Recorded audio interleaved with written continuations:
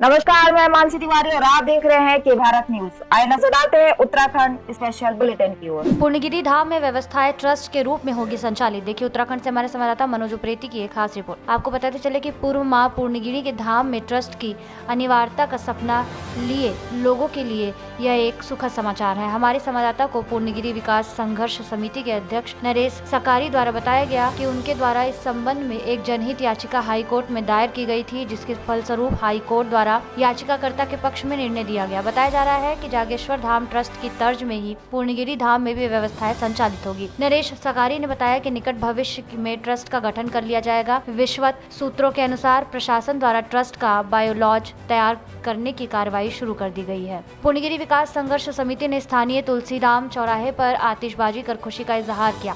High court का धन्यवाद नारे लगाते हुए मिष्ठान वितरित किया। संघर्ष समिति ने कहा कि ट्रस्ट बनाने से टनकपुर बनबसा का पूर्ण विकास होगा। इस मौके पर नरेश सकारी, कमल पंत, भीम रजवार, गिरीश वर्मा, मुकेश साहू, कुमुद जोशी, बच्ची सिंह महर, रोहित चंद, पंकज चौबे, भूपेंद्र, कमल कश्यप, चंद्रशेखर, गुरुरानी, राजीव सक्सेना, शाहिद हुसैन आदि लोग मौजूद रहे। देखिए इस मामले में क्या कहना है नरेश सकारी का।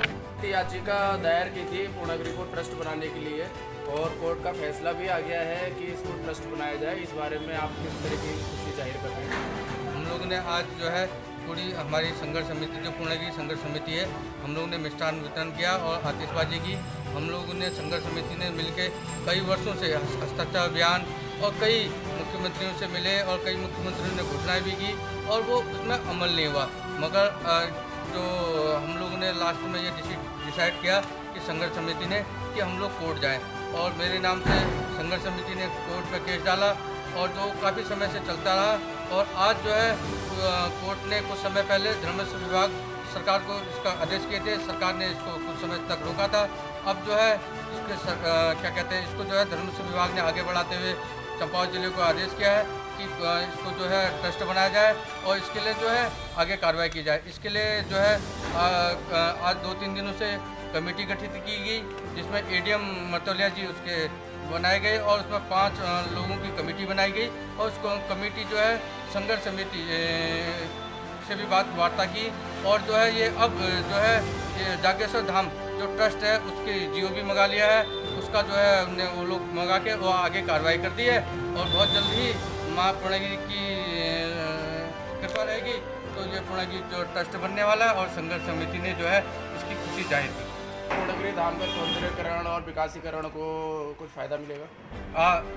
इसी मुद्दे को लेकर संघर्ष समिति ने बहुत समय तक लड़ाई लड़ी है कि आज जो पूर्णगिरी में दर्शनार्थी आते हैं, लाखों की संख्या में जो है पर डे जो है यात्री पहुंचते हैं, उनके साथ पुजारियों द्वारा जो अवैध व्यवहार किया जाता है और उनके साथ जबरदस्ती जो है उनको रोका जाता है। 10 रुपये का प्रसाद 50 रुपये में, 500 में ऐसे जो लूटपाट की जाती है उसको जो है रोकने के लिए और जो दर्शनार्थी आते हैं उनके साथ अवैध व्यवहार ना होए और जो कुछ पुजारी लोग जो सीमित है 150-200 परिवार हैं, उन लोगों में जो पूर्णगिरी धाम को जो है वो उसमें सीमित कर दिया था ये लोगों ने।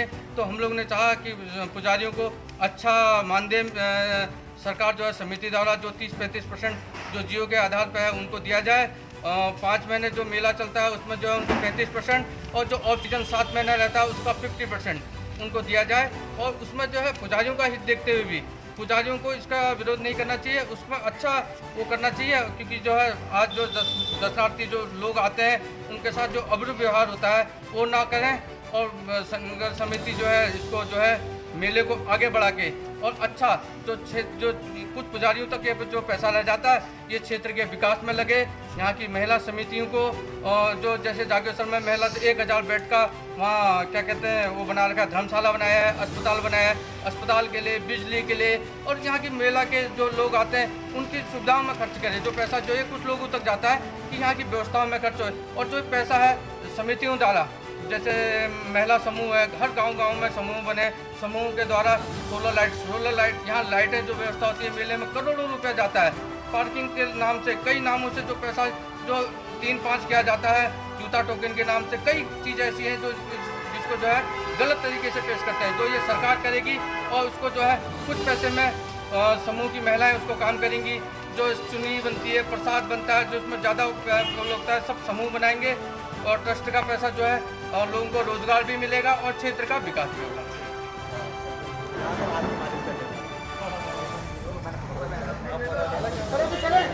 ऐसी ही तमाम खबरों के लिए बने रहिए हमारे साथ और देखते रहिए के भारत न्यूज।